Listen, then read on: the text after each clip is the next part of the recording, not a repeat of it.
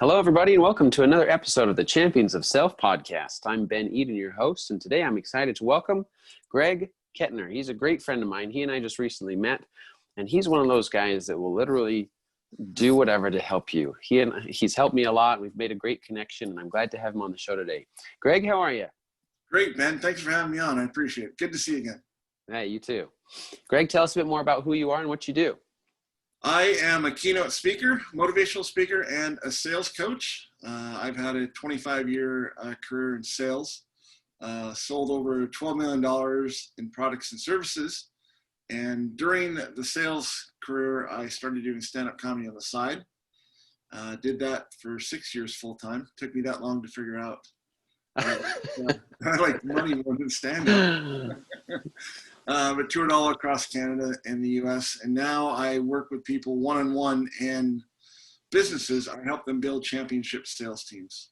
I like it. Their people, their patterns, and their profits, and using humor throughout to be more memorable and to be heard. Right. Very good. Okay, so we can go in whichever direction you'd like. I think for most of the listeners, they might think it's way cool to be listening to a stand-up comedian. So that's awesome. I mean, how many people get to do that? And I like how in our first 60 seconds of the show, you already dropped a joke. So well done.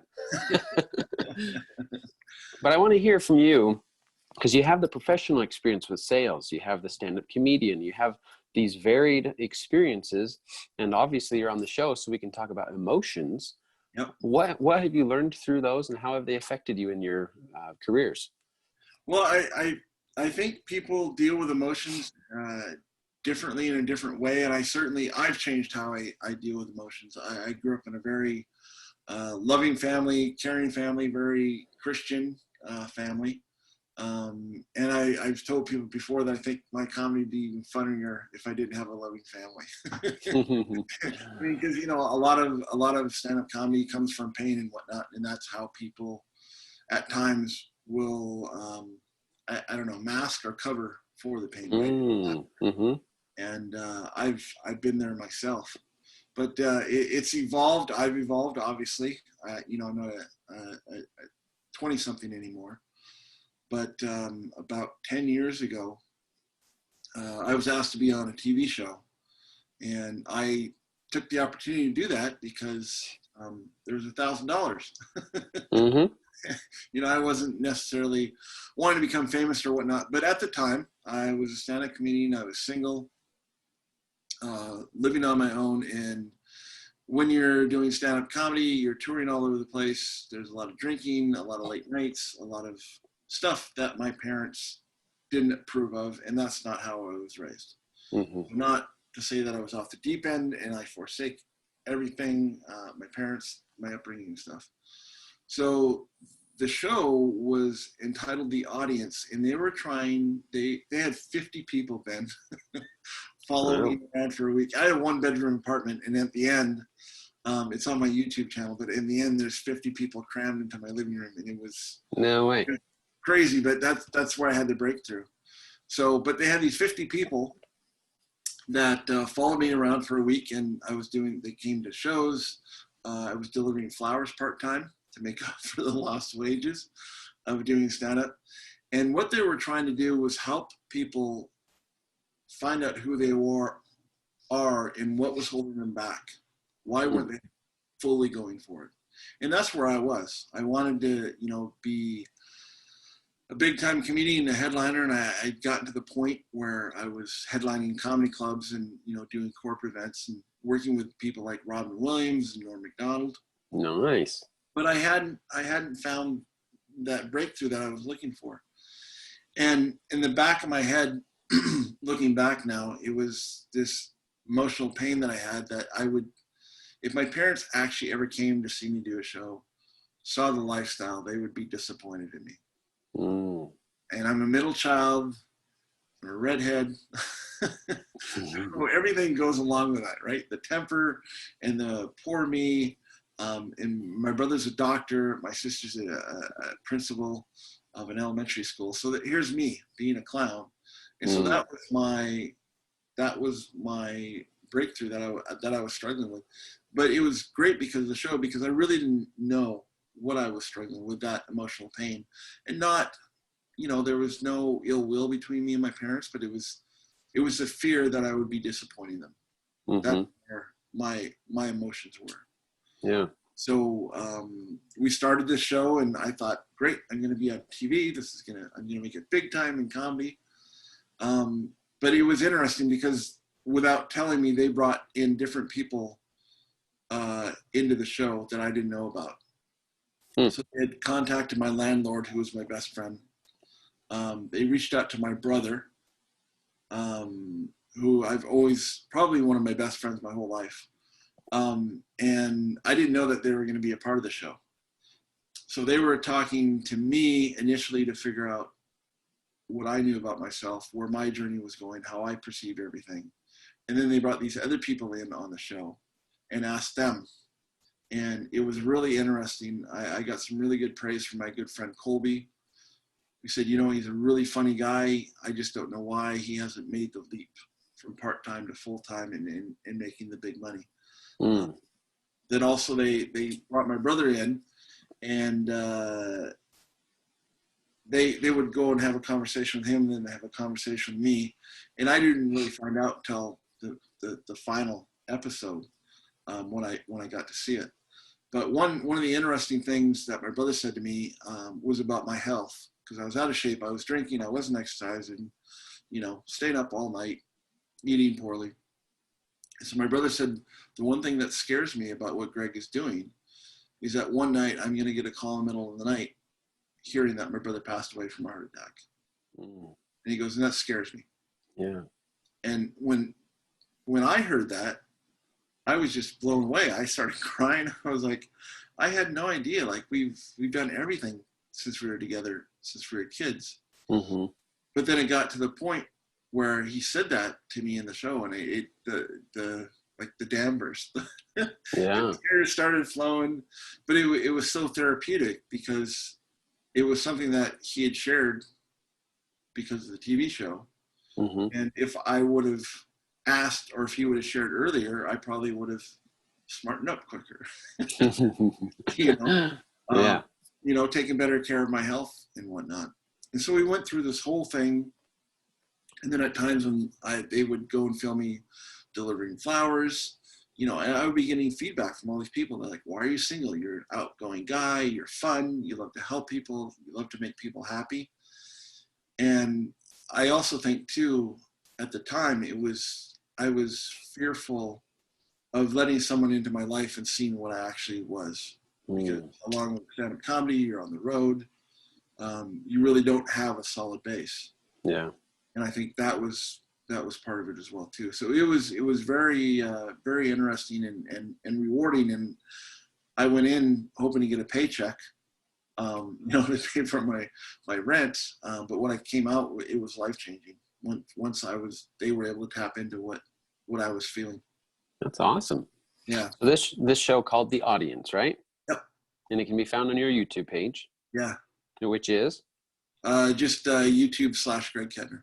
Okay, sweet. YouTube/Greg Kettner. I hope still. Yeah. And they can go watch that, which is cool. Now, is this show still going? No, it was. It ran for 2 seasons, and every episode was a different person. And how were you? Go ahead. Pardon? I was going to ask how you were chosen for it. I found out about it through an email from the comedy club. One of the bookers, I guess they had asked if anybody wants to be on the show. So I filled out this form. I did a quick interview. Yeah. But I now still have friends that were on the show, which is really cool. Like these people helped me. Right. So we worked all the way through, and I remember the breakthrough moment. We were sitting in my living room with 50 people in there, and there's 50 people plus camera and crew. So there's about people in there, and we were all just packed in, and they were just peppering me with questions and what about this and what about that. And they'd gone through, like in my house, because I said, yeah, you can look around. I didn't think they'd go into like, my computer or my notebooks or anything, right? Like, right. Well, what about this girl? How come this didn't work out? What about this picture and all this kind of stuff? And we're just trying to figure out what's holding you back. And finally, this middle-aged gal probably about 10 years older than me at the time, said, here's my question. She goes, your parents have never been to your show. You always talk about your parents and how loving and kind, and they talk about the kids. Oh, your brother's a doctor, your sister's a teacher. What do you think your parents would say when people ask about you and what Greg does? And I said, well, I hope they would say that he makes people laugh and changes the world in that sort of way. But I was still like, I don't know. She goes, would you ever let your parents come to a show? And I said, that's that's a little bit dicey. I probably have to PG down some of the punchlines and whatnot. But they said, you know what? If I was your mom, I would love to come to your show so I could tell my parents, or I could tell my friends what my son is doing and how proud I am of him. Yeah. And again, it was another breaking point for me where just kind of the whole world opened up. And not that I had been living a life really in secret or anything, but it was just like, you know what? I think my parents would be proud. And so there was a bunch of tears. Some of the people were crying. I was bawling like a baby. But I was so grateful that these people, it was like a coaching session with your therapist. Yeah, sounds like it.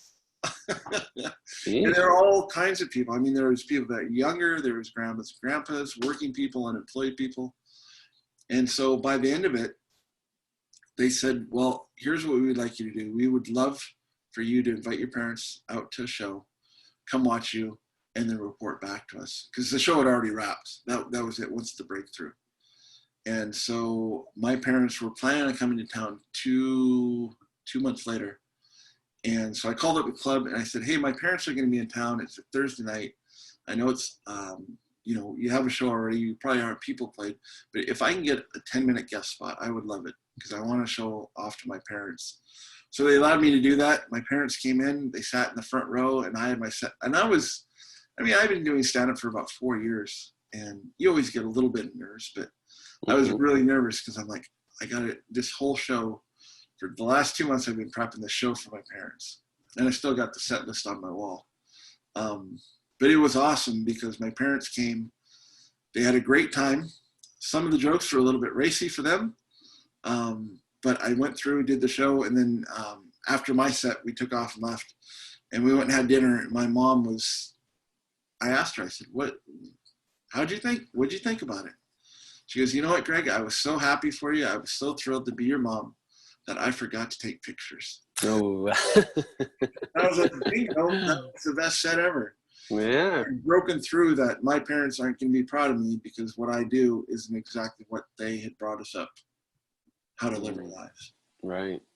And ever since then, I started dating a gal that I knew in college that I had met on the road while doing stand-up comedy. And 4 years later, we got married.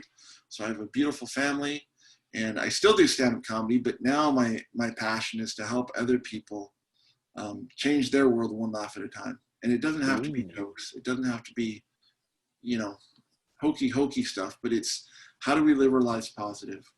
How do we make room for other people to be positive? So it's gone kind of full circle. I'm still making people happy, just in a different way, I guess. Right.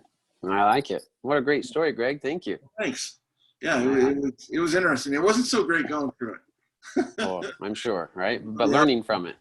Yeah, exactly. But and you look back and what if I would have had that conversation with my parents? What if I would have had that conversation with my brother, and stepped up and asked those questions? Maybe I would have become the next Brian Regan, right? There you go. But it's that stuff that holds us back, that emotional pain that we're like, I'm going to let people down. I don't want people to worry about me. That those self-limiting beliefs. So it really helped me in my life and in my career. Yeah. That's something I wanted to focus on. So back to what the audience was interviewing you about, you were doing stand-up on a part-time basis and we're doing really well at it, right? Yep. And so their question is, well, this guy's doing well. Why won't he go from part-time to full-time? And your barrier was this emotional pain of, I'm afraid my parents will be disappointed in me, right? Yeah. Which is interesting because, first of all, that emotion is extremely valid. You obviously did feel disappointed and you had, that was real to you. And so it was something holding you back. So I'm sure a lot of the listeners can relate with something like that, saying, my goodness, I want to pursue a dream, or I want to take that step, whether it's with relationships, work, family, whatever their category is. But they're like, man, there's something holding me back. And something that I've learned from reading, from talking to people, is when we don't take the time to face that emotion, then what we feel is overwhelming fear. And we say, no, I can't because of this. And then what our brain does is it creates a story to validate our thoughts and says, no, they'll be disappointed. And here's how it makes sense, because I wasn't raised this way. My family's different. And I just don't think a comedy is going to fit in my family picture. Right? Exactly. But what you did, you were given the opportunity to finally face that idea and say, hold on here. Will your parents truly be disappointed, or why don't you invite them to a show? Yeah. And this story was touching to me, Greg. I appreciate you sharing that. And I hope that it relates with a lot of the listeners too. Like I'm saying, many of us, simply for the fact that we haven't been trained to do it, or we don't take the time to find a safe environment to do it, to face that emotion and say, what is it? Let me feel it, and let me use my power over it to do something. Yeah. And look what happened to you. Great stuff. Here I am talking to Ben. There you have it. For the show, you would have never connected. It's true. Now, okay, because this is great stuff. Tell us more about what else you're doing. Do you call it a tagline of changing the world one laugh at a time? I like that. Yeah. And I've, both my parents are very positive. My dad's sometimes too positive. He'd come in the morning, enthusiasm. We're like, get up, Dad, we're sleeping, we're eating. But I've just always, I don't know if it's the way I was born, but I always look for the positive in my life and in people, right? We went out for a hike this weekend, and we saw some friends, and their dog was there with their kid, their little kid. The dog actually went after me and bit my hand. Oh, really? My teenage daughter was like, oh, are you okay? I can't believe that happened. No, how could people blah, blah, blah, right? She's 15.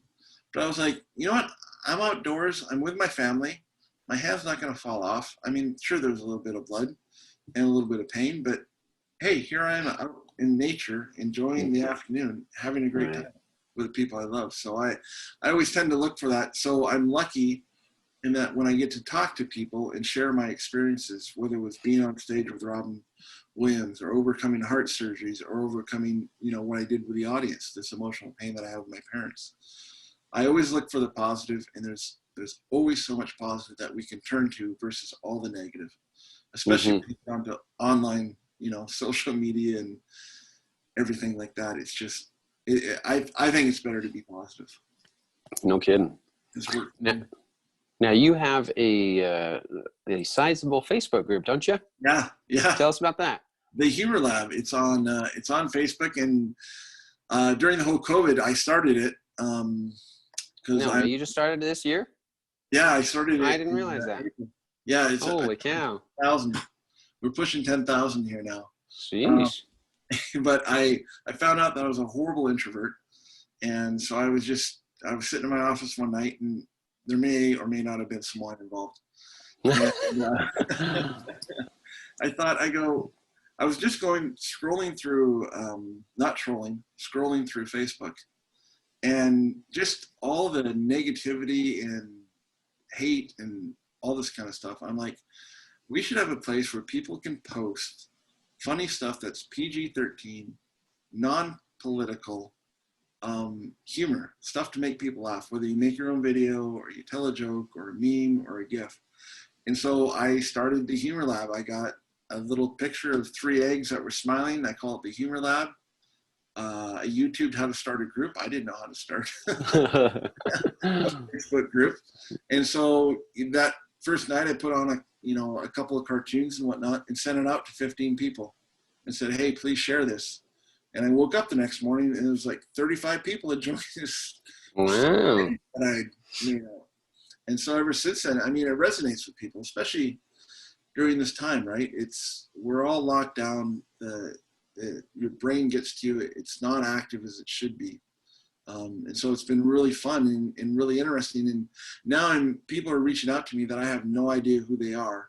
one guy reached out to me and said, "Thank you so much for starting this." He goes, "I've had a horrible year before COVID. I'm going through a divorce. I'm changing jobs." And he goes, "I jump on every night and I laugh. Thank you so much." And this is from some random guy, you know, which gives me tenfold the happiness I probably shared with him. That's neat. Yeah, it's pretty awesome. Two things that I wanted to cover before we wrap up. Sure. This is something that's been on my mind recently, so I feel it's important that people hear. Where Greg, okay, he has the title of sales guy, a stand-up comedian, whatever title you want to give him. And a lot of people have visions of what this is, right? Sales guy is posh and just this, that, and the other. Stand-up has everything great because he's funny and makes everybody else's lives amazing. So the thought is, a lot of times when we have a title and people look at us, then we say, well, they think I should be this way, so therefore if I feel differently, I can't feel that way. So what I'm getting at is, with you being a stand-up comedian, being a professional sales guy, how have you learned to reconcile those two and be okay not having a perfect day, not always being the funny guy or being human? You know what I'm saying? Yeah, no, and there are days where I'm just like, things just aren't. Like, 2 days ago, Becky's like, you doing okay? And I'm like, I don't know, I'm overwhelmed. So yeah, we all have titles, but I see myself just like anybody else, whether you're a CEO or a janitor. And my parents did a really good job of teaching us how to respect people because they're a human. Not because they're a millionaire, not because they've done this or written a book and whatnot. But I think it's being real, being honest with yourself. And there's days where I'm just like, I'm not having my A game. But I know that if I get sleep, if I spend time with people that I care about and I laugh, I can use, typically the next day I'm back to normal. There you go. Does that answer your question? Oh, sure. Yeah, that's good. Okay. The big thing that we learned, that we just don't ignore what's happening. We validate it and honor it. And then, yes, like you said, you have some positive ways of taking care of your body through those emotions. I like that. Yeah. So the second thing I wanted to out as well too. Like, I mean, we've had conversations too. Like, my business isn't where I want to be. How do I, So yeah, it's working with people and learning and having those positive outreaches. Good. That's exactly what I was going to go to. So the reaching out part is so important. Why? Because here's something. You who are wanting to do something good. I didn't realize that you started your group just in April. That's fantastic. Such growth is amazing. So you trying to do something good, changing the world one laugh at a time. There still comes days that maybe you don't believe in yourself. Maybe you're nervous, right? You're like, is this really going to work? Or what am I doing? Do you ever feel like that? Oh yeah, you're good. So you can read me like a book. There you go. Well, I relate sometimes, and us as we're trying, any of us as we're trying to do something good, these feelings come, and people got to realize them. It's like we all have this moment that's maybe a hinge point or a turning point that says, okay, I got to take care of that big emotional pain, and then realize that throughout life I'm still going to have emotions, so I got to learn how to properly deal with them. Yeah. So I just wanted to go into that a tiny bit. You've already given us a great piece of advice of reaching out, and just the fact that you and I can, let's say, commiserate about our worries or struggles, then it's like, you know what, I'm okay. Yeah. And it's going to be all right. Yeah. And the more you do it, the more you reach out, or the more you find something that makes you feel better, the easier it is the next time. Because I remember, it was 30 years before I went on the audience, right? But they're like, well, why don't you just reach out and what would your parents say? So the more we do it, I think the easier it becomes. Great advice. I like that. Well, Greg, this has been a great conversation. How can people connect with you on social media if they'd like to do so? Either the Humor Lab, you can be number 7,143. Oh, there you go. Hopefully it comes with a badge. 10,000. Or probably the easiest is just my website, gregkettner.com. Okay, perfect. Is there anything else you'd like to leave us with, Greg, before we wrap up? I just want to say thank you for reaching out. I know we connected through a mutual online group, but the work that you're doing, I think, is vastly important, especially during COVID. There's a lot of, mental health issues that are going on now with people being inside and whatnot. And what you're doing with your podcast and your speaking and your coaching is phenomenal. So thank you for doing what you do. Appreciate it. Thank you. That means a lot. Yeah. Thanks for joining, Greg, and thank you, listeners, for joining another episode of the Champions of Self podcast, and we'll talk to you all next time. Thanks, Ben.